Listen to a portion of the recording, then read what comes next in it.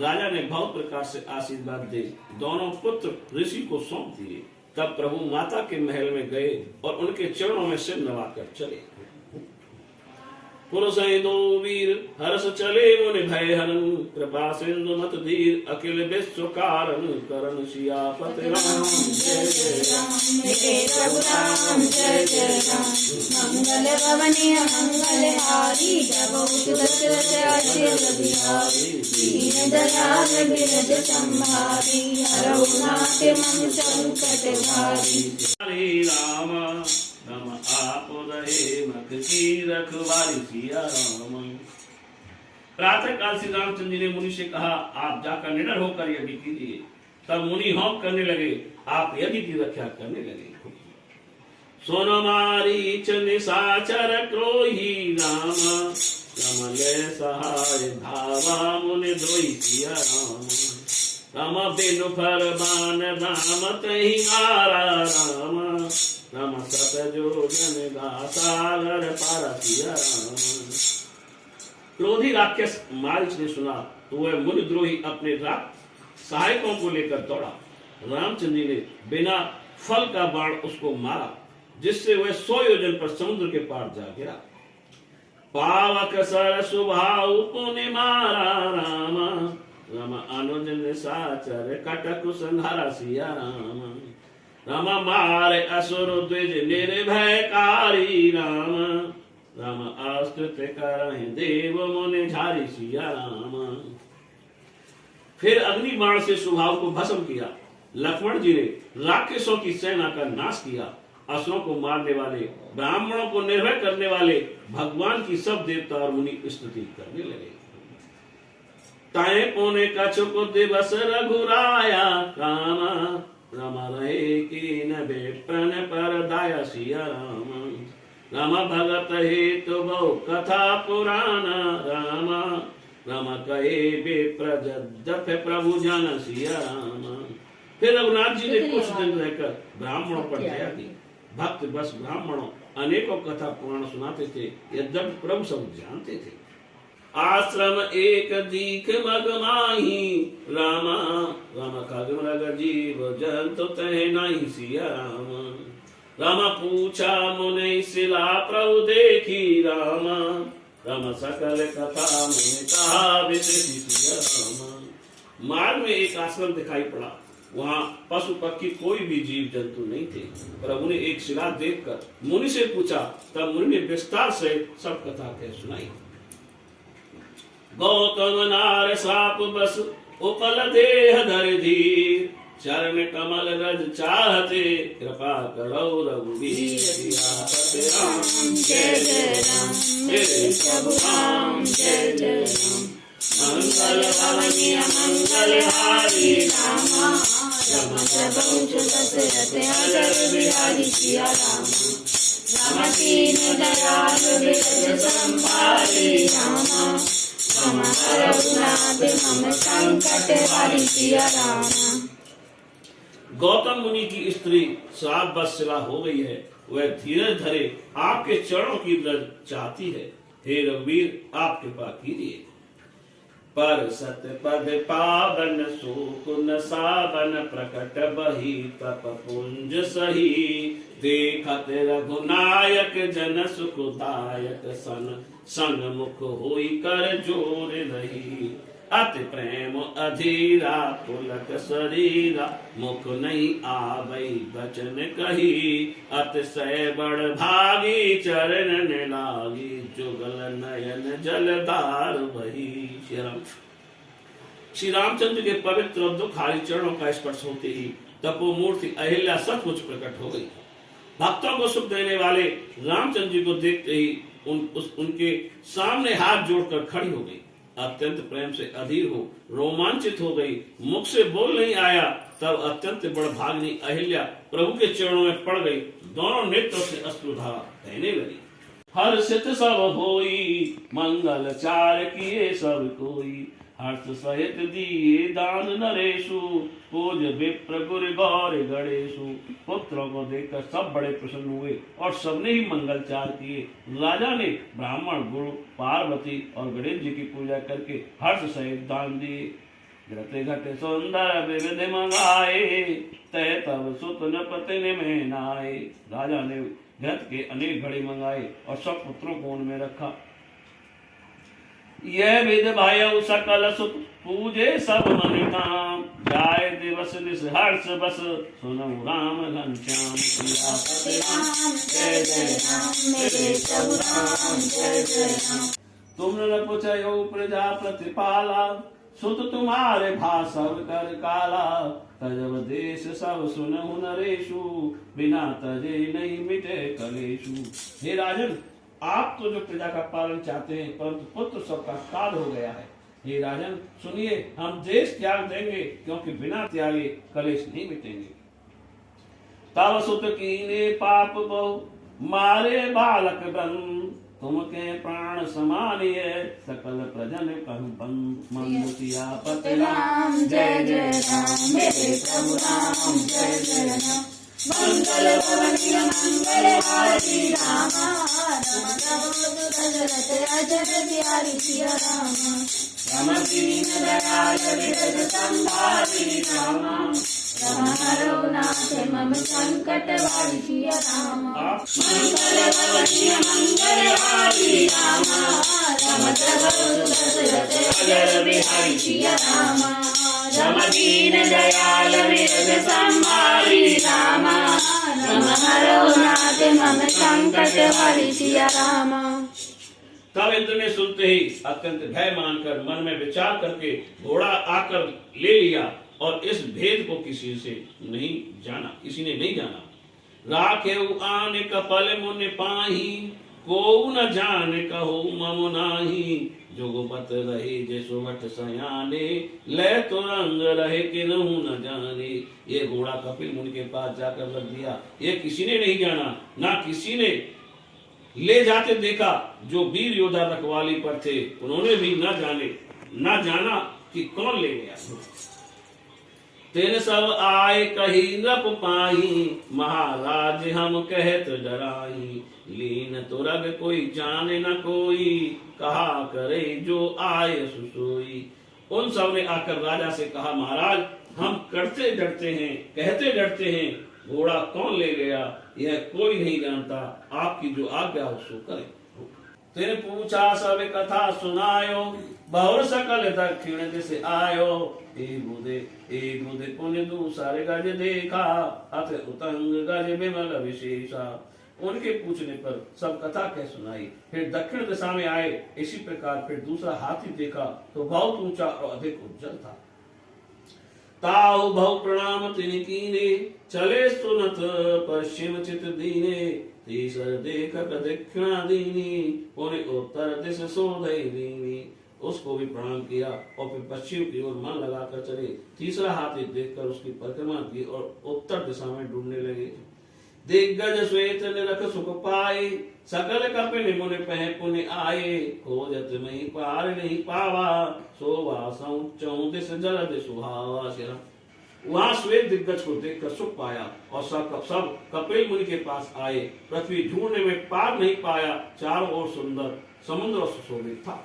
निकर पानी जरय काहे नहीं अति अभिमानी। हे उमा, जो समझकर वचन नहीं बोलते, उनको अमृत विष और ओला गर्म हो जाता है। जो प्राणी जानकर अग्नि को हाथ में धरेंगे, वे अतिशय अभिमानी क्यों ना जलेंगे। आसु तनय दिलीप नृप भयउ, बन तप हेतु उदत उदत उत्तर दिश गयउ। तहाँ अगम तप कीने नृपाला, भय काल बस गए कछु काला। अंशुमान का पुत्र राजा दिलीप हुआ। तब अंशुमान भी उत्तर की ओर तप करने वन में चले गए। वहां उन्होंने कठिन तप किया। कुछ समय बीतने पर शरीर त्याग दिया। कहूं कवन दिलीप प्रभुताई, सेवे सकल नृपे आई। जुगवत जय नित सुरपति रही, मैं माता से कौन कवि कही। दिलीप की प्रभुता का क्या वर्णन करूं। सब राजा आकर जिनकी सेवा करते थे, जिनका मुख स्वयं इंद्र भी देखते थे, उनकी महिमा का वर्णन कवि कैसे कर सकता है। भयो भगीरथ अस सुत जासु, पितु सम प्रीत अधिक तासु तेने बोलन प्रति राजू आप चले उठ तप के काजू। दिलीप के पुत्र भगीरथ हुए जिनके हृदय में पिता के समान ही अत्यंत प्रेम था। राजा ने उनको बुलाकर राज दिया और आप तप के लिए वन को चल दिए। लेने बड़े वन जैनप आए देख भगीरथ बन सुख पावा। सुर स्वर हित तप कहे न मन लावा। नगर से निकलते ही सुंदर सकुन मिले और राजा अत्यंत घने वन में आए। भागीरथ ने वन को देखकर सुख पाया और गंगा जी के नहाने को तप में मन लगा दिया। एक चरण दो भुजा उठाए रवि सन्मुख चित वन मन लाए। वर्ष सहस बीते एहि भांति जाने न जाने दिन और राति। एक पैर और दोनों भुजाएं उठाई और मन लगाकर सूर्य की ओर देखने लगे। इसी भांति 1000 वर्ष बीत गए परंतु उन्होंने दिन रात जाते हुए नहीं जाने। देख उग्र तप आज चले आए बोले बचन न पै मन भाए। चहे न पै जोले बरदाना बोले न कर अजऊ प्रणाम। राजा का घोर तप देखकर ब्रह्मा जी चले आए और राजा से हर वचन बोले हे राजन जो चाहो सो वरदान लो। तब प्रणाम करके चतुर राजा बोले जो मांगो सो जानत अहो मोमन मांगन प्रभु किम कहो। हे प्रभु जो मैं मांगना चाहता हूँ सो आप जानते हैं फिर मुझसे मांगने को क्यों कहते हैं। तथापि कहो प्रभु देहु बर सब संतन कहूँ वृद्ध दूसर मांगो जोर कर गंगा आव्यों सिद्ध सियापति राम जय जय राम जय जय राम। तब दयालु शिव जी आकर प्रकट हो गए। तब राजा ने हाथ जोड़कर विनती की। शिव जी बोले कि मैं गंगा जी को धारण करूंगा। फिर वे भगवान का ध्यान करने लगे। वहां देव सर शिव वचन सोने मन कीन विचार।